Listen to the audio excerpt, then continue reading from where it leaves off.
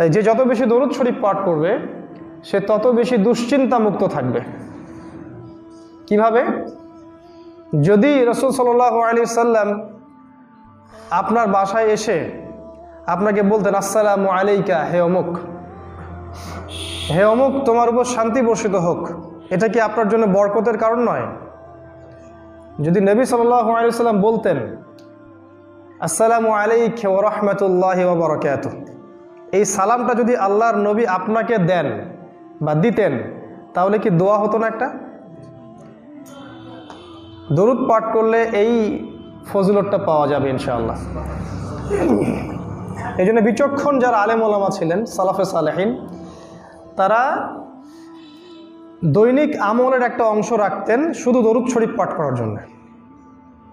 তারা খালি দরুদ শরীফ পাঠ করতেন, অন্যান্য ইবাদতের মধ্যে এটাকে খাস করে রাখতেন। যত বেশি দরুদ পাঠ করতেন তত নেকি হতো, টেনশন দূর হতো এবং আল্লাহর রহমত, শান্তি, বারাকা নাজিল হতো।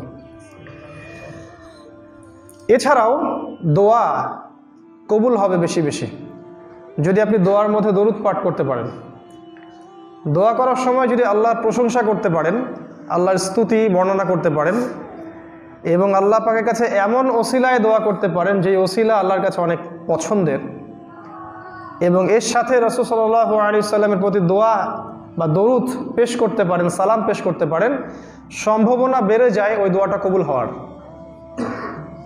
এর পাশাপাশি দরকার হালাল রিজিক, বিশুদ্ধ আকীদা, স্বচ্ছ হৃদয় এবং আমানতের খেয়ানত নাকারী একজন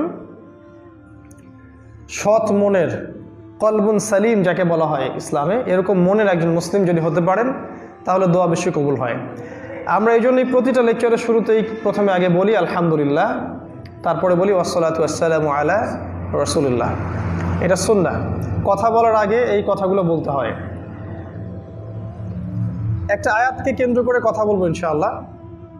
আল্লাহ রাব্বুল আলামিন সূরা আলী ইমরানের মধ্যে বলেছেন, আয়াত নাম্বার 102, আল্লাহ পাক বলেছেন, ইয়া আইয়ুহাল্লাযীনা আমানু, হে যারা ঈমান এনেছো, যারা ঈমান এনেছো তাদেরকে আল্লাহ পাক বলছেন, ইত্তাকুল্লাহ, আল্লাহকে ভয় করো, হাক্কা তুকাতিহি, ভয় করার মতো ভয় করো, ওয়ালা তামুতুন্না, কখনো মারা যেও না, ইল্লা ওয়া আনতুম মুসলিমুন, পরিপূর্ণ মুসলিম না হয়ে।